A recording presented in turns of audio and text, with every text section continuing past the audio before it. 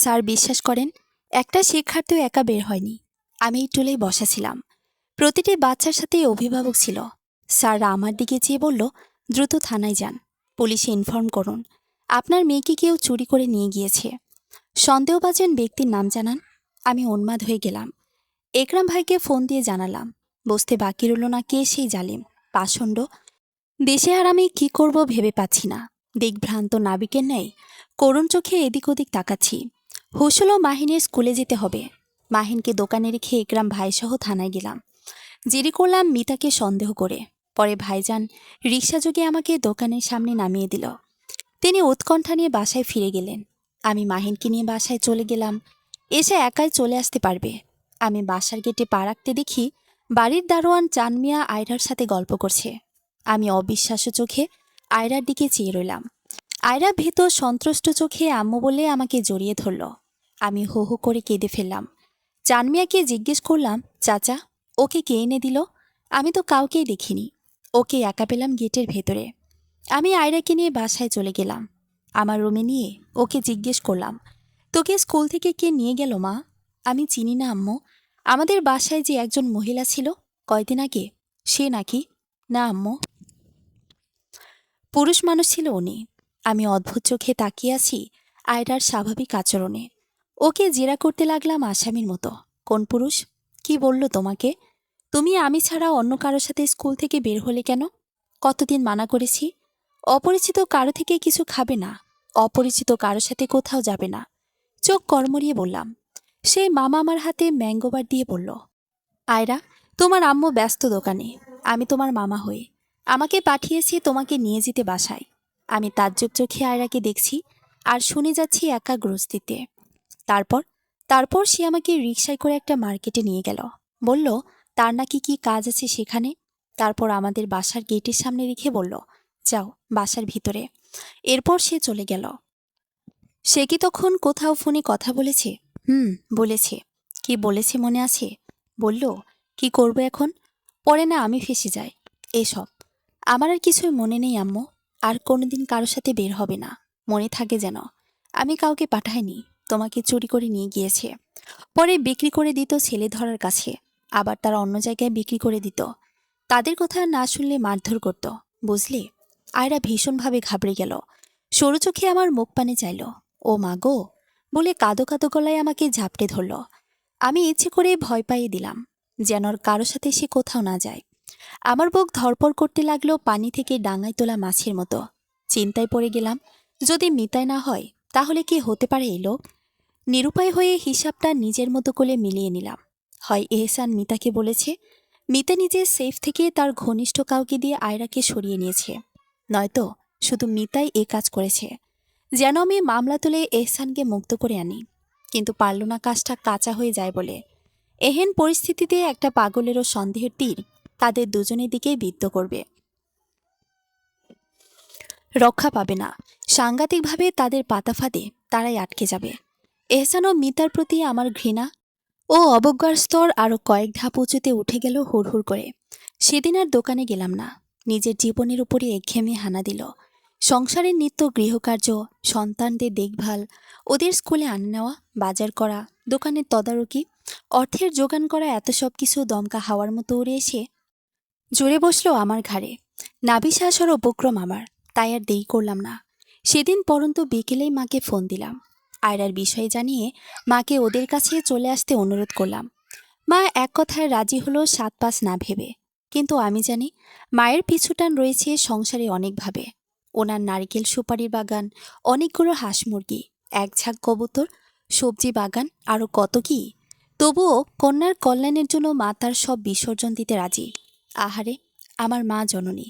মিতাও মা, আমিও মা, আমার মাও মা। কিন্তু মা মাতে কত বিস্তর ফারাক। হা। দুদিন বাদে মা চলে আসলো আমার ঢাকার বাসায়। আসতে গ্রামের অনেক খাবার নিয়ে আসলো মা, পারে তো আরও আনে। মলিন কাঁথার মতো আমার বিপন্ন মুখশ্রী দেখে মা তবদা খেয়ে গেল। জীর্ণ শীর্ণ আমার দিকে মা হা হয়ে চেয়ে রইলেন, যেন পাগৈতিক হাসি কাল থেকেই কালের সাক্ষী হয়ে দাঁড়িয়ে থাকা কোনো ভগ্নস্তূপ দেখছেন মা। মায়ের দেখাটা অমূলক নয়। আগে বেশ পরিপাটি চলতাম, আর শীতে খুঁটিয়ে খুঁটিয়ে দেখতাম নিজের মায়াবী উজ্জ্বল মুখখানি। আর এখন আমি যেন রোবট হয়ে গিয়েছি। যন্ত্রের মতো দিবানিশি খেটে চলছি। নেই আমার মাঝে প্রাণ, আছে শুধু আকাশসম উদ্বিগ্নতা ও আত্মনির্ভরশীল হওয়ার অদম্য অভিলাষ। মা আশাতে জানে পানি এলো, হাঁপ ছেড়ে বাঁচলাম। বাসার ভেতরটা মা দেখাশোনা করছে, আমি বাহিরের দিকটা। মা আসার খবর শুনে বাদল ভাই আমার থেকে ঠিকানা নিয়ে এক সন্ধ্যায় বাসায় চলে এলো। বাচ্চাদের জন্য আনলো অনেক রকমের ফলমূল আর মিঠাই। আমাদের সবার সাথে বাদল ভাই কয়েক ঘন্টা সময় কাটালো। আমি ডিভোর্স নিয়ে সরাসরি আলাপ করলাম তার সাথে। বলল, এজ আর্লি এজ পসিবল। আমি সব ব্যবস্থা করছি। উনি মায়ের কাছে অনুযোগ করে বলল, চাচি, শিলা আমাকে কখনোই তার বাসায় আসতে বলেনি। আপনি না এলে কখনোই আসা হতো না আমার। বলে আর চোখে আমার দিকে চেয়ে মিটিমিটি হেসে ফেলল। মা হেসে দিল শুনে। পান চিবুতে চিবুতে বলল, না বলে এত বিপদ ছিলার, আর বললে যে কি হতো আল্লাহ মালুম। তুই তো বিয়ে করবি কবে? আমি তোর বিয়ে না খেয়ে গ্রামে যাব না। একদিন না একদিন করবই চাচি। পছন্দ মতো কোনো মেয়েই পাচ্ছি না। আবার যাদের পছন্দ হয় তারা একলা নেই, দোকলা হয়ে গিয়েছে। বলে একগাল হেসে ফেলল। মা তুমি চিন্তা করো না, বাদল ভাই বিয়ে করবে খুব শীঘ্রই। ঘটক পেশায় নাম দিলে নাকি শিলা? আপনার জন্য দিব। আলতো হেসে বললাম। বাদল ভাই রাতে আমাদের সাথে নৈশভোজ করলো মায়ের জোড়াজড়িতে। বলে গেল, বাসা চিনে গেলাম, চাচিকে দেখতে আসবো আবার। এবং মা সহ তাদের বাসায় যেতে অনুরোধ করে গেল। তারপরে দিন ওনার আম্মা আমাকে ফোন দিয়ে যেতে বলল বারবার। মাও রাজি হলো যেতে। সময় গড়াচ্ছে। আমার দোকানের অগ্রগতি হচ্ছে। দোকানে সেলাইয়ের মেশিন 2 থেকে 4 হয়ে গেল। সাথে কর্মীও যোগ হলো। পরিশ্রম সৌভাগ্যের প্রসূতি। ব্যাকরণে পড়া ভাব সম্প্রসারণের কথা মনে পড়ল। বুঝলাম বড় বড় মনীষী, কবি, লেখকরা এমনি এমনি এসব বলেননি। এর ভেতরে এহসানকে ডিভোর্স দিয়ে দিলাম এসব মাহেনকে জানিয়ে। তারা সহমত পোষণ করল। উকিল নোটিশ চলে যাবে তার গ্রামের ঠিকানায়। 3 মাস পর দুজন সামনাসামনি সাইন করলেই আলাদা মেরুর হয়ে যাব দুজন। নিজেকে ভীষণ হালকা লাগছে। বুকের ভেতর থেকে বিশাল এক প্রস্তখণ্ড সরে গেল যেন। মা সহ একদিন বাদল ভাইয়ের বাসায় গেলাম মিরপুরে। বাদল ভাই ছিল না। ভরপুর নাস্তা খাওয়া শেষে মা চাচির সাথে গল্প করছে পারিবারিক নানান বিষয়ে। এশা, মাহিন, আয়রাকে নিয়ে ওনার ছোট বোন ছাদে গেল ঘুরতে। আমি বাদল ভাইয়ের রুমে গেলাম চাচির কাছ থেকে অনুমতি নিয়ে। খাটে বসে হাত রাখতেই শক্ত কিছু ঠেকল যেন। বাদল ভাইয়ের বালিশ উল্টো করতে দৃশ্যমান হলো আস্ত একটা ডায়েরি। কৌতূহলবশত হাতে নিলাম। পাতা উল্টিয়ে দ্রুত নজর বুলিয়ে যাচ্ছি। তুই বিহনে আমি একা ছিন্ন, ঝরা পাতার মতো, বিষণ্ণ সন্ধ্যার মতো। তুই ছাড়া আমার নিঃসঙ্গতা দূর করতে পারবে না কোনো কাশফুলের মায়া। রাত্রির নির্জনতা কানে কানে সুধায় মরে। তুই কি একবার আমার হবি? আমি স্তব্ধ, আমি নির্বাক। সহসা আমার অধরে ফোটে না কোনো বলি। কি ভুল বললাম ভালোবেসে তোকে একাকী? তুইও কি ভুল করে একবার দেখা দিবি? নয়তো আমিটা চিরটা কাল মহাশূন্যতার মতন একা। আমি ভ্রুযুগল কুঞ্চিত করলাম। বিড়বিড় করে বললাম, এত প্রেম বকে নিয়ে বাদল ভাই কিভাবে একাকী জীবন কাটাচ্ছে? ডায়েরিটা রেখে দিলাম বালিশের তলায়। এ রুমে আর নয় ভেবে রুমের দরজায় গিয়ে পা থেমে গেল আমার। বাদল ভাই বুকের উপর দুহাত ভাঁজ করে দাঁড়িয়ে আছে।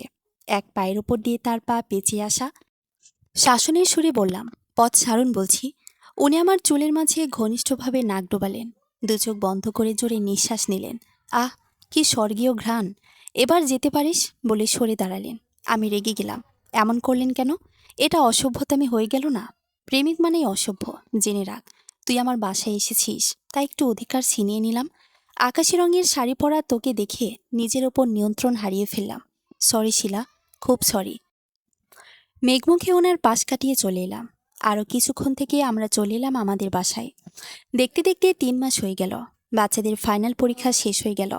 তারা প্রত্যেকে 1 ক্লাস উপরে উঠে গেল। এইসান উকিল নিয়োগ করে জামিন নিয়ে নিল। আমার সাথে আনুষ্ঠানিকভাবে ডিভোর্স হয়ে গেল কোর্টে সবার উপস্থিতিতে। তার কিছুদিন পর সে মিতাকেও ডিভোর্স দিয়ে দিল। মিতা গ্রামে চলে গিয়েছে। মিতার সাথে নাকি এহসানের নিত্য কলহ লেগেই থাকতো, দুজনের নানা শর্ত নিয়ে। আরেকটি অন্যতম কারণ শুনলাম, তার ফিজিক্যালি পাওয়ার অনেকটাই ড্যামেজ হয়ে গিয়েছে। রুক্ষ শীত বিদায় নেবে নিবে। শীতের এমন এক অলস দুপুরে এহসান আমার বাসায় এসে হাজির হলো। আমার মায়ের পা ধরে ক্ষমা চাইল অনুতাপের সুরে এবং বলল, আম্মা, আমি শিলাকে আবার বিয়ে করতে চাই। এর জন্য যত যা কিছু করতে হয় আমি রাজি আছি। আম্মা বেকুবের মতো এহসানের দিকে তাকালো। আমি পাশে দাঁড়িয়ে আছি ক্রোধান্বিত দৃষ্টিতে। মা বলল, কি পাগলের মতো যা তা বলছো? তালাক দেওয়া স্ত্রীকে কিভাবে বিয়ে করে আবার? আগে একটা নিয়ম ছিল, হিল্লা বিয়ে বলে সেটাকে। 3 মাসের জন্য আরেক পুরুষের সাথে ঘর করতে হয় বৈধভাবে। তবে বর্তমানে এসব নেই। ও মায়ের হাত ধরে বলল, আমি সেই নিয়মে শিলাকে বিয়ে করতে রাজি আছি আম্মা। আমি দ্রুতপদে রান্নাঘরে ছুটে গেলাম। দাঁড়িয়ে এসে ওকে বললাম, 3 কোপে তোর কল্লা আল্লাহ করে দেব। যেই না আমার সুদিন দেখছিস, বাচ্চাদের ভালো রেজাল্ট দেখছিস, অমনি এসবের লোভে এখন বিয়ের বাহানা তুলছিস। লোভী, অমানবিক, জালিম কোথাকার। এহসান 3 পা সরে দাঁড়ালো হতচকিত হয়ে। মা কেন যেন সরে গেল আমাদের সামনে থেকে। তবে আমি চেয়েছি মা থাকুক। যে মানুষটার সাথে আমার নেই কোনো হৃদয়ের লেনাদেনা, যে মানুষটার সাথে আমার ইহজগতের সমস্ত বন্ধন সাঙ্গ হলো, সেই মানুষটার জীবন্ত অস্তিত্ব নিয়ে আমার যে আর কোনো কাজ নেই। নেই তার সাথে ব্যক্তিগত আলাপচারিতা। এহসান আমার দিকে চেয়ে মরা সুরে বলল, শিলা, আমি বাইরে গিয়ে চিকিৎসা নেব, তারপর সব ঠিক হয়ে যাবে। ডাক্তার বলেছে উন্নত চিকিৎসা করালে আগের মতো স্বাভাবিক হয়ে যাব আমি। দীর্ঘদিন অতিরিক্ত চা, কফি, মদ্যপানের জন্য আমার ফিজিক্যালি পাওয়ার ড্যামেজ হয়ে গিয়েছে। মাদ্রাজ গিয়ে উন্নত চিকিৎসা করলেই স্বাভাবিক হয়ে যাব। আমি তীর্যক হাসি হাসলাম, বাঁকা ঠোঁটে বললাম, এত বেশরম, ব্যক্তিত্বহীন, বেহায়া মানুষ আমি 7 জন্মে দেখিনি। এই, তুই না খুব দম্ভ করে সুখ সুখ গলায় আমায় বললি, মিতা তোর জীবনে প্রথম ও শেষ ভালোবাসা? তাহলে এখন আমার কাছে কি? আমি তো তোর লাইফে মাঝখান দিয়ে এসে শুধু গড়াগড়ি খেলাম, স্রোতে ভাষা শ্যাওলার মতন। এটা তোর ভাষ্য মতে। তার সাথে তোর প্রণয়ের বিচ্ছেদ হলো কি করে? দেখলি তো এবার, যত মধু তত বিষ। অতি মধুতে পিঁপড়া বাসা বাঁধে। এহসান ঠান্ডা গলায় বলতে লাগলো, আমার সাথে তার বনিবনা হচ্ছিল না। আসলে আমি উপলব্ধি করতে পেরেছি, কিছু সম্পর্ক দূরে থেকেই সুন্দর, কাছে জড়ালেই যত সর্বনাশ। কারণ তখন সেই মানুষটার স্বরূপ উন্মোচিত হয়ে যায়। খোলস থেকে বেরিয়ে আসে ছলনার আড়ালে থাকা তার মুখোশখানি। আমি মিতাকে সত্যি অনেক ভালোবাসতাম, এটা ধ্রুব সত্যি। সেও আমাকে প্রচণ্ডভাবে ভালোবাসতো। তবে সেখানে ফাঁকফোকর রয়েছে, যেটা আগে আমার নজরে পড়েনি। আমাকে যখন পুলিশ ধরে নিয়ে গেল, তারপর সে তার সঞ্চিত টাকা খরচ করে চলছিল। আমি ছাড়া পেয়ে আসার পর হতেই মিতা হাহুতাশ করতে লাগলো। অভিযোগ করে সকাল বিকাল বলতে লাগলো, আমি আমার জায়গায় ভালো ছিলাম, তোমার জন্য সন্তান, সমাজ, সংসারে অবহেলিত হলাম। তোমার সংসারে থেকে আমার নিজের টাকা খরচ করে চলতে হলো। গ্রামে মেয়ের মাদ্রাসার খরচও দিতে হচ্ছে। তো কি লাভ হলো এত সব ত্যাগ আর সম্মান জলাঞ্জলি দিয়ে তোমার কাছে এসে? তোমার নতুন দোকানও চলে না। কত বিপর্যয়ের মুখোমুখি তুমি। আমাকে কিভাবে চালাবে? আমি গোপনে বললাম, অভাব যখন দুয়ারে এসে দাঁড়ায়, ভালোবাসা তখন জানালা দিয়ে পালায়, ভাঙ্গা বাসা হয়ে। ও আরও বলল, শিলা, এটার চেয়ে বড় সমস্যা দেখা দিল ফিজিক্যালি সম্পর্ক নিয়ে। সে তুমুল ঝগড়া বাঁধিয়ে দিল আমার সাথে। বলল, আমি তোমার কাছে থাকলে ভাবছি একটা সন্তান নিব, তাতে আমার অবস্থান মজবুত হবে শিলার কাছে। এখন সেই পথ রুদ্ধ। মিছে ঘুরে বালি, তুমি আমাকে ডিভোর্স দিয়ে আমার প্রাপ্য 2 লাখ টাকা কাবিন দিয়ে দাও। আমি চলে যাব আমার আগের সংসারে। 2 লাখ টাকা ছেলেদের হাতে দিলে ওরা আমাকে গ্রহণ করবে, বের করে দিবে না। ওকে অনেক মানানোর চেষ্টা করেও ব্যর্থ হলাম। পরে নিজ থেকে ইচ্ছে করেই তাকে ডিভোর্স দিই। আমার লাইফে ওকে এখন জঞ্জাল ছাড়া আর কিছুই মনে হয় না। নগদ 2 লক্ষ টাকাও দিয়ে দিয়েছি, যোগাযোগও বিচ্ছিন্ন করে দিয়েছি। তুমি আমাকে ডিভোর্স দিতে পারো, এ আমি স্বপ্নেও ভাবিনি শিলা। তোমার এত অগ্নিরূপ তো আগে কখনোই ছিল না। হ্যাঁ, ছিল না। আমি আগে ছিলাম দিঘির শান্ত শীতল জল, এখন হয়েছি সমুদ্রের উত্তাল ঢেউ। আমার থেকে যোজন যোজন দূরে থাকবে যদি প্রাণে বাঁচার ইচ্ছা থাকে, নয়তো আমার উত্তাল ঢেউয়ের প্রবল স্রোতের টানে ভেসে গিয়ে পতিত হবে গভীর গিরিখাদে। এহসান স্তম্ভিত, বাকরুদ্ধ হয়ে গেল আমার তেজস্বী কণ্ঠ ও চেহারা দেখে। মুমূর্ষুর মতো হেলতে দুলতে বেরিয়ে গেল এলোমেলো পায়ে। বাচ্চাদের মুখ দেখতে চেয়ে শত আকুতি করেও পারল না।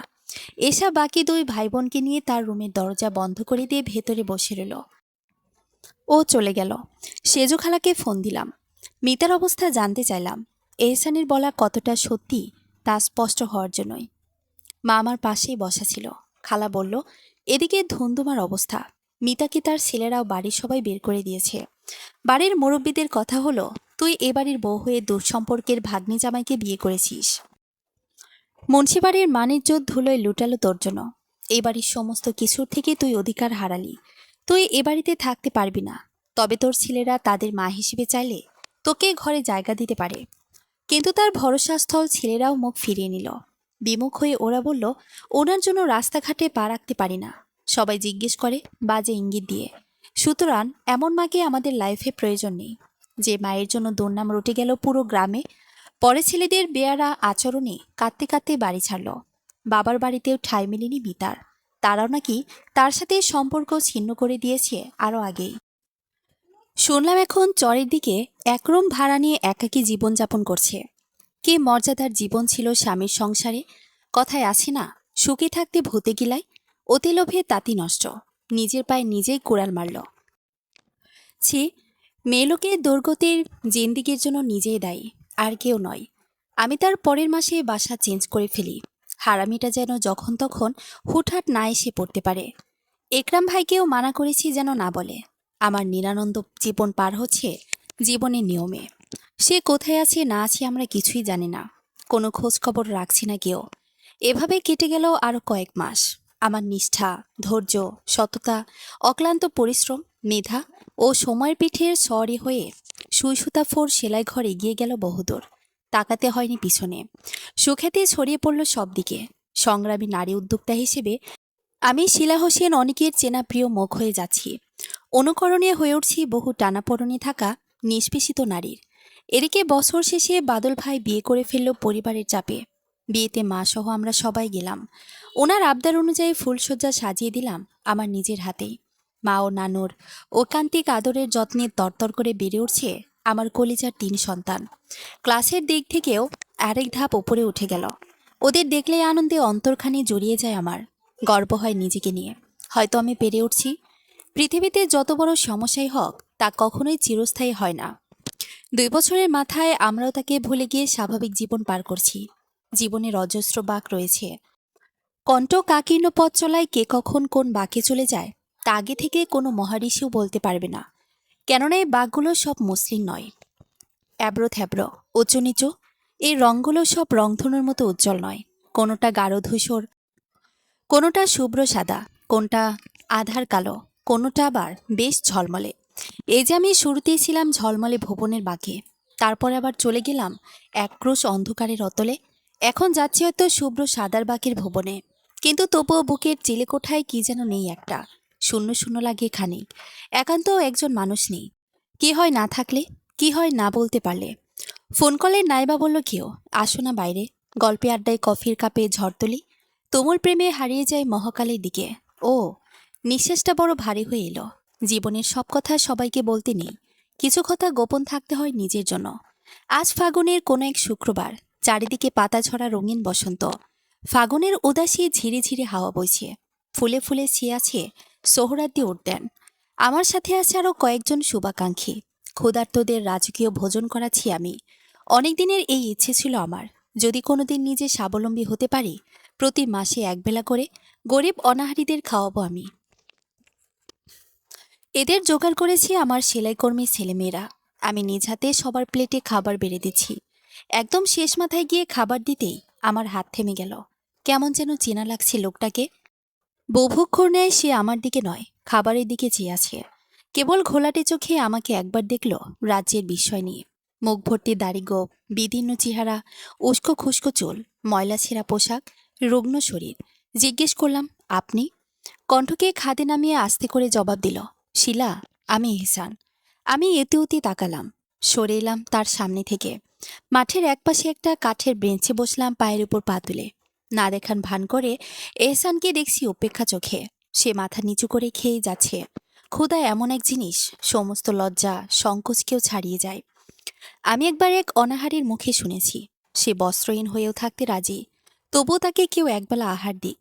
আমার ভেতর থেকে তপ্তশ্বাস বেরিয়ে এলো। উদ্যানের বৃক্ষগুলোর দিকে চেয়ে মনে হলো, মানুষ মানুষের কোনো ভুল বা অন্যায় ক্ষমা করে দিলেও প্রকৃতি দেয় না। প্রকৃতি মানুষের চেয়েও বড় পরাক্রমশালী।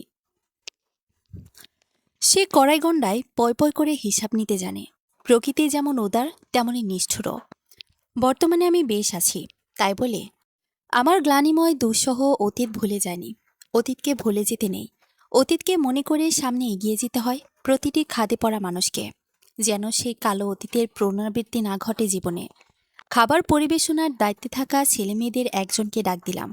আদেশ দিয়ে বললাম, ফতোয়া পড়া ওই লোকটিকে একটু যত্ন করে খাওয়াও। এই মুহূর্তে ওর প্রতি আমার করুণা ও সহানুভূতি ছাড়া আর কিছুই কাজ করছে না। এখানে এদের সবার সাথে এহসান অন্যদের মতো অপরিচিত দরিদ্র অনাহারী। ছেলেটি আমাকে বলল, ম্যাম, উনি আপনার পরিচিত? হুম। সবাই খেয়ে খোলা উদ্যানে ছড়িয়ে ছিটে গেল। দেখলাম এহসানও সরে গেল। আমি ওদের বিদায় দিয়ে উদ্যানের একটু ভেতরে গেলাম। উদ্দেশ্য প্রকৃতির মাঝে একটু নিরিবিলি থাকা। সেখানে গিয়ে সবুজ ঘাসের চত্বরে বসলাম। খানিক পরে ভূত দেখার মতো চমকে উঠলাম। নাকসিটকে জিজ্ঞেস করলাম, আপনি এখানে কেন? কি চাই? এহসান আরতির সুরে বলল, আমি তোমার কাছে কিছু চাইতে আসিনি, কিছু জানতেও আসিনি, কিছু জানাতে এসেছি। দয়া করে শুনবে? আমি নিশ্চুপ হয়ে আছি। আমার মৌনতায় সে বুঝল এতটুকু দয়া তাকে করছি আমি। সে আমার থেকে দূরত্ব বজায় রেখে বসল। দুর্বল কণ্ঠে বলতে লাগল, আমার অপরাধ ও ভুলের জন্য আল্লাহ আমাকে শাস্তি খুব ভালো করেই বুঝিয়ে দিয়েছে। আমি লজ্জিত, অনুতপ্ত। আমার অন্যায়ের চাবুকের আঘাতে প্রতি মুহূর্তে আমি ক্ষত বিক্ষত হয়ে যাচ্ছি। আত্মীয় স্বজন বোনেরাও আমার থেকে মুখ ফিরিয়ে নিল। যার অর্থ থাকে না, তখন সে এমনিতেই সবার অপ্রিয় হয়ে যায়। আর অপ্রিয় মানুষ থেকে সবাই দূরে থাকতে চায়। সবকিছু হারিয়ে আমি যখন একাকী হয়ে পড়লাম, তখন কোনো কাজও করতে মন সায় দিত না। দোকানে যেতাম না, পা চলত না, শরীর অসাড় হয়ে থাকতো সারাক্ষণ। এভাবে দোকানের ভাড়া জমে যায়।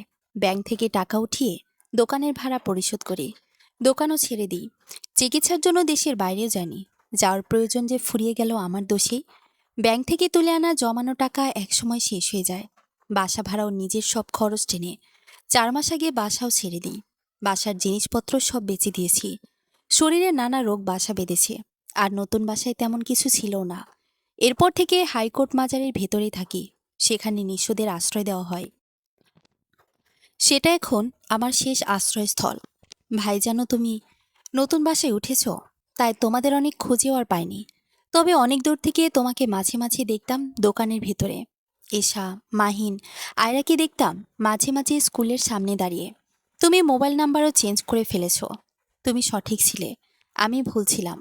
তোমার সফলতা দেখে ভালো লাগছে। আসলে প্রথম ও শেষ ভালোবাসা বলে কিছুই থাকে না। একজন মানুষের বিয়ের পর সন্তান ও স্ত্রী বা স্বামী হলো সব। এই উদ্যানে মন চাইলেই এসে বসে থাকি, কেউ তাড়িয়ে দেয় না। আজ যখন সকালে আসলাম, তখন দেখি এখানে আস্তে আস্তে ভিড় বাড়তে থাকে কিছু গরিব মানুষের। জিজ্ঞেস করলাম কেন আসছে তারা। বলল, তাদেরকে এক বড়লোক ম্যাডাম দুপুরে খাওয়াবে, তারপর তাদের সাথেই থাকি। যখন তোমার ভলান্টিয়াররা আসলো, জিজ্ঞেস করতে বলল শিলা ম্যাডাম খাওয়াচ্ছে, তখন আমিও খাওয়ার জন্য তোমাকে কিছু বলার জন্য অপেক্ষা করি। লক্ষ্য করলাম এহসানের গলা ধরে আছে, আর কথা বলতে পারছে না। কণ্ঠ বেশ জড়িয়ে যাচ্ছে। ফ্যাকাশে বর্ণ ধারণ করা তার দুচোখ থেকে গড়গড়িয়ে অশ্রু নির্গত হচ্ছে অবিরাম ধারায়। ভাঙা ভাঙা স্বরে আরও বলল, আমার সন্তানদের বলো তাদের বাবাকে পারলে যেন ক্ষমা করে দেয়। তুমি আমাকে ক্ষমা করে দিও পারলে, নয়তো অভিশাপ দিও। দোয়া করো আর কোনোদিনের জন্য তোমাদের সামনে আর পড়তে না হয়। তোমরা ভালো থেকো। এ বলে এহসান উঠে দাঁড়ালো। পকেট থেকে পুরনো একটি রুমাল বের করলো। ঝাপসা হয়ে আসা চোখ দুটো ঢোলে মুছে নিল। নিঃশব্দ পায়ে প্রস্থান করলো আমার সামনে থেকে। আমি চেয়েছি এহসানের ধীর পায়ে হেঁটে যাওয়ার দিকে। নিজের অজান্তেই আমার দু চোখ নোনা জলে ভরে গেল। একটু গিয়ে এহসান ফির আমার দিকে তাকালো। আমি উঠাই চেয়ে রইলাম তার দিকে। দুজন দুজনের দৃষ্টির আড়াল হয়ে গেলাম। হয়তো চিরদিনের জন্য, হয়তো এই দেখায় শেষ দেখা আমাদের। আমরা মানুষ, আমাদের মন আছে, মায়া আছে, আবেগ আছে। একসময় আমাদের অতি প্রিয় থাকা মন্দ মানুষটা যখন দুর্দিনে পৌঁছায়, তখন ভেতরে ভুল করে হলেও অতীতের মায়াটা ফিরে আসে। তবুও সেই মায়ায় আমার ফেরার কোনো পথ নেই। আমি নরম হতে চাই না। আমি পাহাড়ের মতো অবিচল থাকতে চাই। আমাকে বরফকুচির মতো গুঁড়ো গুঁড়ো করে চলবে না। মনে মনে বললাম, আমি তো পুষ্পপত্রের ন্যায় কোমল থাকতেই চেয়েছিলাম। সারাটে জীবন খুশবু ছড়িয়ে তোমাকে ভালোবাসায় মাতিয়ে রাখতে চেয়েছিলাম। কিন্তু হয়েছে তার উল্টোটা। আমি কোমল থেকে ক্রমাগত পাথর হয়ে গিয়েছি। এখন আমি চাইলেও মোমের মতো গলে গলে পড়ব না, ফুলের মতো কোমল হব না, পেঁচা তুলোর মতো হালকা হব না। টিস্যু দিয়ে চোখ মুছে উঠে দাঁড়ালাম। রিক্সা নিয়ে চলে এলাম বাসায়। মা ও বাচ্চাদের সব জানালাম। মা বলল, ক্ষমা মানুষের মহৎ গুণ। আমাদের সমাজে মেয়েদের বিয়ে দিতেও বাপ লাগে নাকি? মায়ের কথা শেষ হতে দিল না তরুণী এশা। সাপ সাপ জানিয়ে দিল তাদের জীবনে এহসান নামক কারো প্রয়োজন নেই। সব ভুলের ক্ষমা হয় না, হওয়া উচিত নয়। এতে অন্যরা প্রশ্রয় পাবে। বরং পরকীয়াও দ্বিতীয় বিয়ে করলে কি পরিণতি হতে পারে, তাই একজন এহসানকে দেখে বাকিদের উপলব্ধি হোক। এশার কথার সাথে তাল মিলিয়ে মাহিন বলল, আপুর কথাই আমার কথা। আয়রাও বলে উঠল, আমিও আপুর ভাইয়ার দলে। আমি মানসিক দোটানায় পড়ে গেলাম অল্প। কেমন যেন লাগছে, বুঝেও বুঝতেছি না। সেদিন সন্ধ্যা বাদে সেজু খালা ফোন দিল মায়ের ফোনে। মা, খালাকে কি বলিস বলে আমার হাতে ফোন দিল। খালা বলল, তোর খবরের কাগজ পড়িস না? আগে পড়তাম খালা, এখন পড়ি না। আয় হায়, কি যে অবস্থা! শোন, মিতা যে চরের ওদিকে থাকতো একলা, সেখানে তার ঘরে গিয়ে 5 জন যুবক ছেলে নাকি তাকে ধর্ষণ করেছে সারা রাত ভরে। মিতার অবস্থা খারাপ, হাসপাতালে এখন। পত্রিকায় তো আছে এই ঘটনা। আল্লাহ জানে এখন কি হয়, নাকি মিতাই মরে যায়। আমি চমকে উঠলাম। এত ভয়ঙ্কর পরিণতি হবে এহসান ও মিতার, এ আমার কল্পনাতে ছিল না। জানি আরো ভয়ঙ্কর কিছু ঘটার অপেক্ষায়। নিশুতি রাত, ঘড়ির কাঁটা দুটো ছুঁই ছুঁই। ঘুম ছুটে গেল। এক অজানা আশঙ্কা আমাকে আষ্টে পৃষ্ঠে পিষে মারছে। একসময় বীরদর্পে চলা মানুষটা নিজ কর্মদশে আজ পথের মানুষ হয়ে গেল। তার পাংশুটে মুখচ্ছবিখানি ঘুরে ফিরে উকি দিচ্ছে মনের আরশিতে। শত্রুর দৌড় দিলে মানুষ সহমর্মিতার হাত বাড়ায়। আর সে তো ছিল একসময় আমার সকল ভালো থাকার উৎস, বাচ্চাদের আনন্দের কেন্দ্রবিন্দু। আমরা মানুষ, মানব ধর্মই আমাদের সবচেয়ে বড় ধর্ম। যখন একজন মানুষ তার সমস্ত ভুল বুঝতে পারে, অনুশোচনার অনলে দগ্ধ হয় প্রতি ক্ষণে ক্ষণে, ক্ষমা চায় আকুল নয়নে, তখন কি তাকে ক্ষমা করা উচিত নহে? আমার ধর্ম, শিক্ষা, মানবিকতা তাই জবাব দেয়।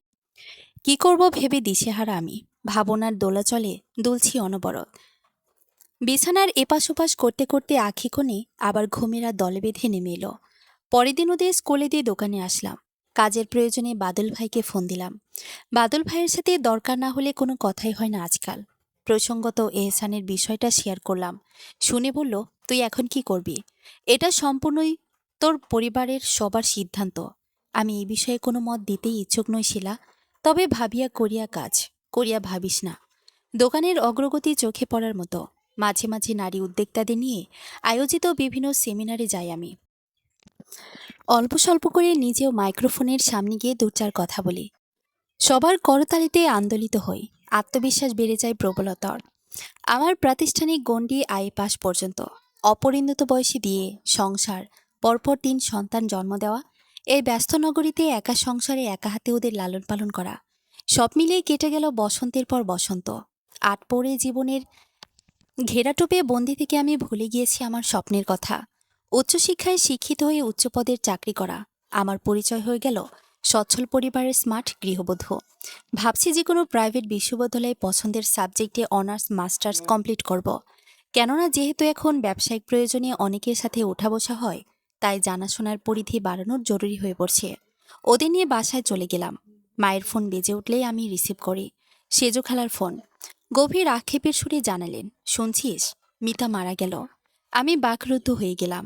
আমার সমস্ত শরীর কাঁটা দিয়ে উঠল। শীতের কনকনে বায়ের মতো কিছু একটা বয়ে গেল হৃৎপিণ্ডের ওপর দিয়ে। কম্পিত গলায় খালাকে জিজ্ঞেস করলাম, কি, কখন, কিভাবে? খালা বলল, আমি তো এত কিছু জানি না। এখন বাড়িতে সবাই বলা বলি করছে মিতা এখন এ বাড়ির বউ নয়, তার মাটি কোথায় দেওয়া হবে।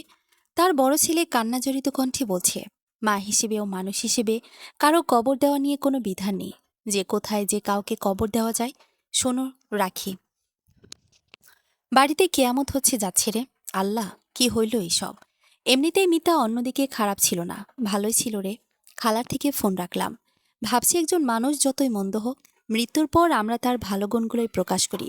মন্দটা বলে তার প্রাণহীন দেহটাকে আরো মন্দ করে তুলি না। এটাই হওয়া উচিত। তাই এটাই হয়। মাকে দিলাম মিতার মৃত্যুর সংবাদ। এশা, মাহিন, আয়রাও আমার পাশে এসে বসেছে। আমাদের বাসার পরিবেশটাও নিরানন্দ হয়ে গেল। মার মুখেও মিতার টুকটাক প্রশংসা শুনলাম। আগে গেলে মাকে ভাবি ভাবি বলে অনেক খাতির যত্ন করত। এটা ওটা দিয়ে আপ্যায়ন করত। ডোরবেল বেজে উঠলে আমার বুকের ভেতর ধক করে উঠল। এহসান কোনো ক্রমে বাসা চিনে ফেলে চলে এলো নাকি? মাহিন গেট খুলল। ইন্টারনেটে বিল নিতে এসেছে এক ছেলে। মাঝে দিয়ে এসব কিছুই ছিল না। ডিশের সংযোগ খুলে ফেলেছি। রোজ দুধ নেওয়া, দৈনিক সংবাদপত্র নেওয়া বন্ধ করে দিয়েছি। ছুটা বোয়া ছেড়ে দিয়েছি। এসি ব্যবহার করা বন্ধ করে দিয়েছি। ডিপ ফ্রিজের সব বের করে সুইচ বন্ধ করে দিয়েছি। যতভাবে সম্ভব খরচ কমিয়ে এনেছি। কেবল ৩ সন্তানের সব খরচ আগের মতোই চলমান রেখেছি, কারণ তার একটাও বন্ধ করে ওদের লাইফে জটিলতা বা কোনো অসুবিধার সৃষ্টি করতে চাইনি আমি। এখন আবার সব আগের মতোই ঠিকঠাক হয়ে গিয়েছে। মিতার মৃত্যুতে হুট করে আমার ভাবনার মানুষপটে বিপুল পরিবর্তন হলো, দৃশ্যপট বদল হলো। বাদল ভাইকে ও একরাম ভাই তার স্ত্রীকে মিতার মৃত্যুর সংবাদ দিলাম। একরাম ভাই ও ভাবিকে অনুরোধ করে বাসায় আনলাম। ওনাদের বললাম এহসানকে ক্ষমা করে দিয়ে ফিরিয়ে আনবো বাসায়।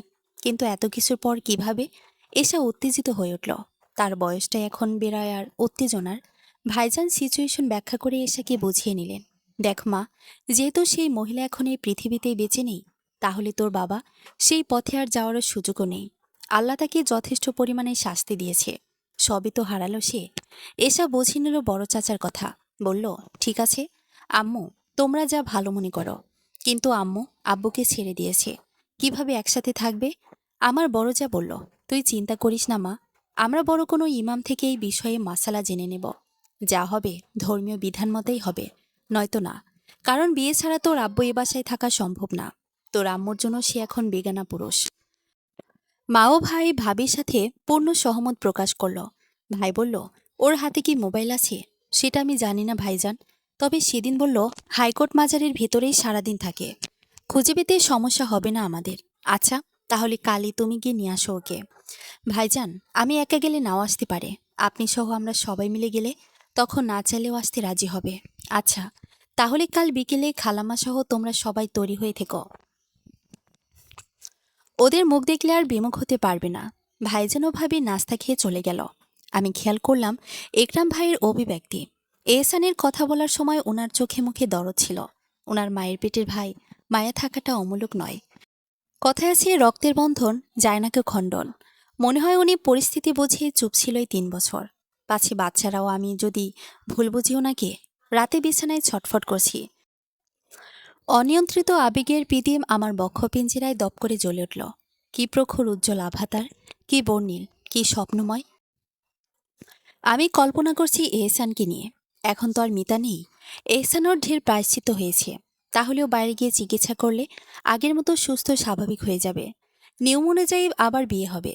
তখনও ব্যবসার হাল ধরলে আমি ভার্সিটি অ্যাডমিশন নিতে পারবো। আমার অসমাপ্ত শিক্ষা জীবন সমাপ্ত হবে ভালোর ভালোই। নিজেকে সময় দিয়ে সমৃদ্ধ করতে পারবো। বাচ্চারাও ফিরে পাবে তাদের সেই হারিয়ে যাওয়া বাবাকে। ব্রোকেন ফ্যামিলির তকমা নিয়ে ওদের বাঁচতে হবে না। পরের সংসারের মেয়েরা খোটা শুনবে না। এমন উথাল পাথাল চিন্তায় আমি নিমগ্ন। কিভাবে যে রাত পার হলো টেরই পেলাম না। একটা অরুর ভাব অন্তরে শাখা গজিয়ে উঠছে। আমিও বাধা দিলাম না। হোক না মন আজ বাঁধনহারা, ভাবুক না যাতার ইচ্ছে, উড়ুক না পাখা মেলে আমার মেঘাচ্ছন্ন মন আকাশে। পরের দিন আমি, এশা, মাহিন, আয়রা, মা, ভাবি, একরাম ভাইসহ চলে গেলাম একটা ক্যাবে করে হাইকোর্ট মাজারের ভেতরে।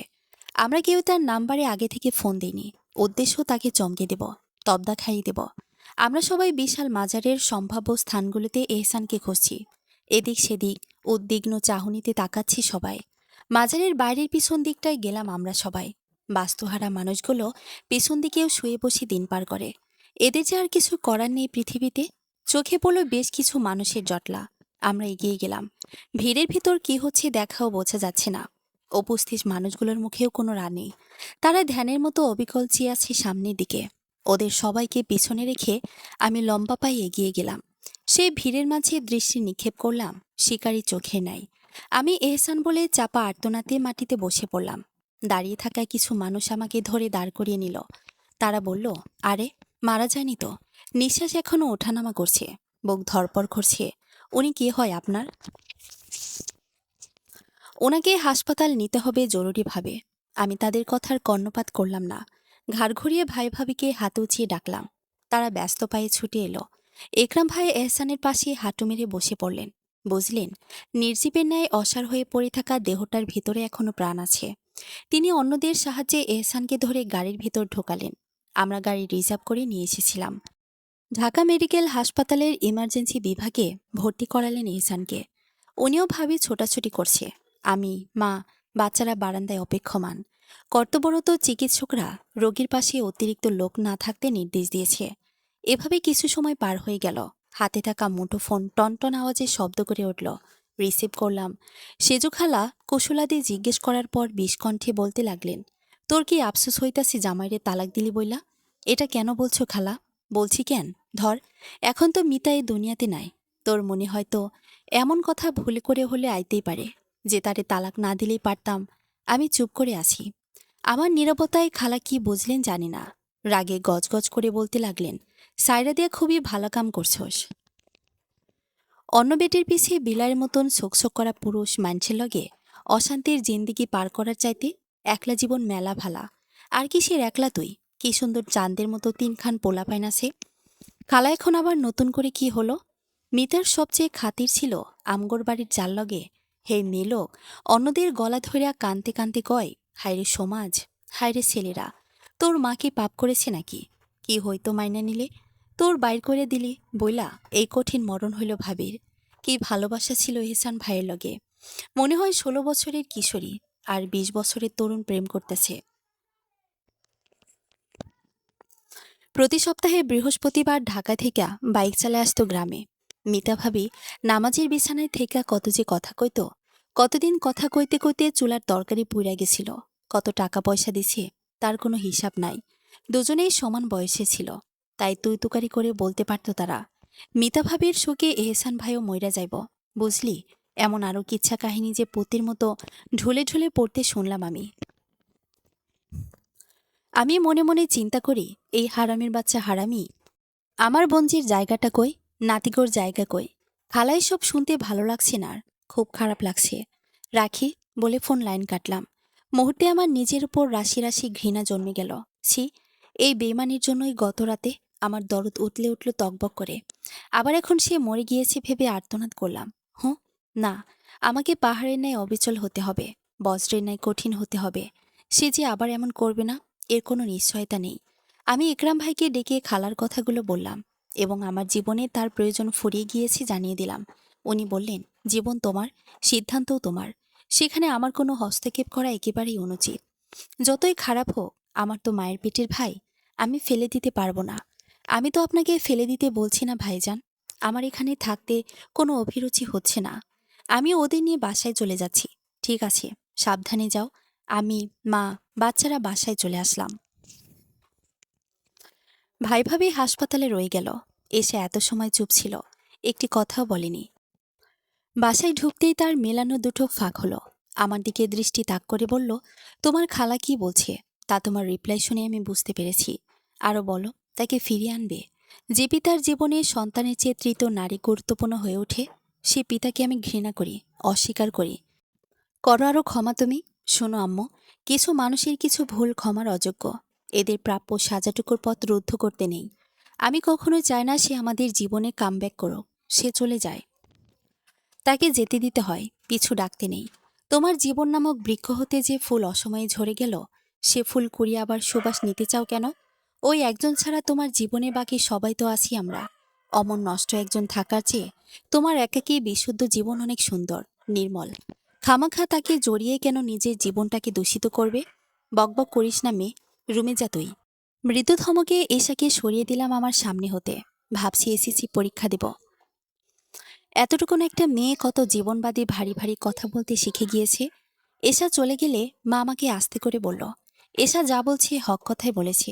আমি আর এহসানের কোনো খবর নিলাম না। এই মুহূর্তে আমার হৃদয়ে তার জন্য কোনো সহমর্মিতা অবশিষ্ট নেই, বরঞ্চ আছে শুধু ধিক্কার, উপেক্ষা, ঘৃণা। এর কিছুদিন পর কথা প্রসঙ্গে ভাবির কাছে শুনলাম সে এখন কিছুটা সুস্থের দিকে। হাসপাতাল থেকে রিলিজ নিয়েছে, তাদের বাসায় আছে আপাতত। এরপর নাকি দেশেই থাকবে না, বাইরে চলে যাবে। শুনে কিঞ্চিত করুণাই হলো আমার। হাই মানুষ, কি করলি? নিজ হাতে সোনার সাজানো সংসারটা শেষ করলি, হারিয়ে ফেললি সব প্রিয়জনদের। মিথ্যে মরিচিকার পেছনে ছুটলি অহিত। থরে থরে দামি হিরে জহরত ফেলে কোচা ভরে নিলি সস্তা কাচের টুকরো। সেই কাজগুলোতে নিজে রক্তাক্ত হলি। এবার থাক তুই বিচ্ছিন্ন দ্বীপের মতো। আমাদের জীবনে তোর আর ফেরার কোনো পথ নেই। এশার ফাইনাল পরীক্ষা ঘনিয়ে আছে, তাকে নিয়ে এই কোচিং ওই কোচিং দৌড়ঝাঁপ করছি।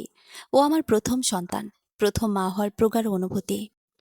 ওকে নিয়ে আমার বিপুল স্বপ্ন। এই স্বপ্ন পূরণে আমার চেষ্টার কমতি নেই। দোকানও চলছে দক্ষ নারী পুরুষ কর্মীদের ভালোবাসায় ও শ্রমে। সামনে দোকানের পরিসর বাড়াবো, মেশিন ওঠাতে হবে আরও। এরা কুলিয়ে পারি না সেলাই করে। তবে এর পুরো অবদান ও কৃতিত্ব আমার ভাসুর, আমার মা ও আমার গায়ের বাদল ভাইয়ের। পৃথিবীতে বড় কোনো মহৎ কাজ একা করা সম্ভব নয়। পাশে অকৃত্রিম বন্ধু ও শুভাকাঙ্ক্ষীর প্রয়োজন হয়। মা জায়গা বেচে টাকা দিয়েছে, নইলে আমি এত টাকা কোথায় পেতাম? একরাম ভাই নিজের দোকানটা দিয়ে দিয়েছে, ভাড়াও নিত না মাসে মাসে। এই শহরে অ্যাডভান্স দিয়ে একটা দোকান নেওয়া চারটিখানি কথা নয়। বাদল ভাই মেশিন ও যাবতীয় জিনিসপত্র কেনা, কর্মী জোগাড় করা থেকে সার্বিক সহযোগিতা করেছে। আমি, ঈশা, মাহিন মায়ের সাথে আলাপ করলাম আমার পড়াশোনার বিষয়ে। মা হাসি মুখে সাপোর্ট দিল। ছেলে মেয়েরা তো ভীষণ উৎফুল্ল। আয়রা বলে উঠল, তাহলে আমাদের বাসায় এখন থেকে আমরা 4জন স্টুডেন্ট হব। নিজের নেট থেকে ভার্সিটির তথ্য উপাত্ত জোগাড় করলাম। ভর্তির সকল শর্ত ফিল আপ করে উত্তরাতে একটা বেসরকারি বিশ্ববিদ্যালয়ে সমাজকর্ম বিষয়ে অনার্সে ভর্তি হলাম। এখানে এজের কোনো তারতম্য নেই, যে কোনো এজেই ভর্তি হওয়া যায় চাইলেই। বাদল ভাইয়ের বউ ইতিও সে ভার্সিটিতেই পড়ে, অন্য ডিপার্টমেন্টে। ইতির সাথে আমার ভালো বন্ধুত্ব হয়ে গেল। এশার ফাইনাল পরীক্ষা শেষ হয়ে রেজাল্টও দিয়ে দিল।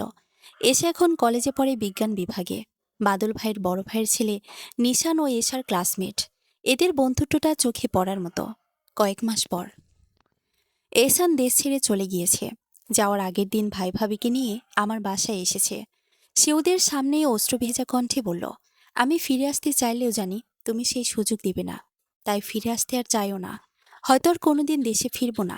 তোমরা ভালো থেকো। আমার ভালোবাসা এখন আগের মতোই তোমাদের জন্য আছে। গ্রামে আমার ভাগের সম্পত্তি তোমাদের যে কোনো প্রয়োজনে বিক্রি করতে পারবে চাইলে। আমি ভাইজানকেও বলে রেখেছি। আমি তার কোনো কথার প্রত্যুত্তর দেইনি। সে দূরে দাঁড়িয়ে 3 সন্তানের মুখের দিকে অবোধ শিশুর মতো ফ্যালফ্যাল করে চোখে একটু সময় চেয়ে রইল, পরে বেরিয়ে গেল। সে শেষ দেখা তার সাথে। সে চলে গেলে ভাবছি, প্রকৃতি তার নিজের নিয়মেই সকল অন্যায়ের বিচার করে। আশ্চর্য হই, আমরা সে মানুষটাকে ভালোবেসে হৃদয়ের রাজসিংহাসনে আসন দিই, তারাই আমাদেরকে সবচেয়ে বড় আঘাত দেয়। তাই আমরা ক্ষমা করলেও প্রকৃতি তাদেরকে ক্ষমা করে না। প্রকৃতি তার আপন গতিতে প্রতিশোধ নিবেই। রিভেঞ্জ অব নেচার কথাটা সবসময় ফলে যায়, গল্প অথবা বাস্তবে। পরকীয়া ধ্বংস করে সবকিছু। এটা জেনেও মানুষ ভুল করে। কেউ ভুল থেকে শিক্ষা নেয়, কারো কারো অনেক দেরি হয়ে যায়। মিতা ও এহসানের মতো হাজারো চরিত্রহীন আছে এই সমাজে, যারা ধর্মের বর্ণনা করে পাপ করে অবিচল। আল্লাহ ছাড় দেন কিন্তু ছেড়ে দেন না। এর চেয়ে উত্তম শাস্তি আর কি হতে পারে এই পৃথিবীতে? বর্ষার অবসন্ন বিকেলে চায়ের কাপ হাতে বারান্দায় গিয়ে দাঁড়ালাম। বাইরে ঘন ধারায় বৃষ্টি হচ্ছে। বৃষ্টির ছাটে গাছগুলোকে বেশ সতেজ দেখাচ্ছে। কিছুদিন আগে এসা বেলি ও হাসনাহেনা ফুল গাছ লাগিয়েছে টবে। যত্নে আর ভালোবাসায় অজস্র ফুল ফুটেছে সেই গাছগুলোতে। এক চিলতে বারান্দাটা বেলি ও হাসনাহেনার সুবাসে মম করছে। জীবন কারোর জন্য থেমে থাকে না। সময়ের পরিক্রমায় সব স্বাভাবিক হয়ে যায়। বাদলা দিনে যেমন করে মেঘপুঞ্জ সরে গিয়ে আকাশটা ঝকঝকে হয়ে যায়, ঠিক তেমনই তবুও বুকের বাপাসটায় একটা গোপন সূক্ষ্ম ব্যথা চিনচিন করে ওঠে মাঝে মাঝে। আমি কি চাইলে আমার এই সঙ্গীহীন একলা জীবনে সঙ্গী জোটাতে পারি? না। জীবনের কিছু পর্যায় থেকে আমাদের কারোর ফেরার কোনো পথ নেই। বেলা শেষে কিছু স্বপ্ন, কিছু আশা, কিছু দুঃখ, কিছু স্মৃতি, কিছু প্রাপ্তি, কিছু অপ্রাপ্তি, কিছু দীর্ঘশ্বাস, কিছু দহন, কিছু ব্যর্থতা, কিছু শূন্যতা। জীবনের এই সম্বলগুলো নিয়ে আমাদের ভালো থাকতে হয়, ভালো রাখতে হয় প্রিয়জনদের। ফেরার কোনো পথ নেই। গল্পটি এখানেই ফুরল। পরিসমাপ্তি। আসসালামু আলাইকুম। বর্তমান সময়ে সামাজিক, পারিবারিক, পারিপার্শ্বিক মানুষের নৈতিকতা, মূল্যবোধ সম্পর্কে টানাপোড়ন, সংগ্রামী নারীর ঘুরে দাঁড়ানো, মনোবলের বলিষ্ঠতা, দৃঢ়চেতনা এর করুণ পরিণতি ছিল আলোচিত উক্ত গল্পের মূল বিষয়বস্তু। দ্বিতীয় বিয়ে পাপ নয়, জায়েজ। এটা বলে আমি দ্বিতীয় বিয়েকে কিছুতেই প্রমোট করার পক্ষপাতী নই। স্ত্রী স্বামী থাকাকালীন দ্বিতীয় বিয়ে কখনোই একজন নারী পুরুষের জন্য কল্যাণকর নয়, সুখকরও নয়, না বয়ে আনে কোনো সুফল। বর্তমানে বহু পরিবারে ঘটে যাওয়া ক্ষয়িষ্ঠ সমাজের সচিত্র পরিস্ফুটিত হয়েছে সমকালীন বাস্তববাদী জীবনমুখী গল্প। ফেরার কোনো পথ নেই গল্পটিতে। পুরো গল্পটির সাথে থাকার জন্য অসংখ্য ধন্যবাদ।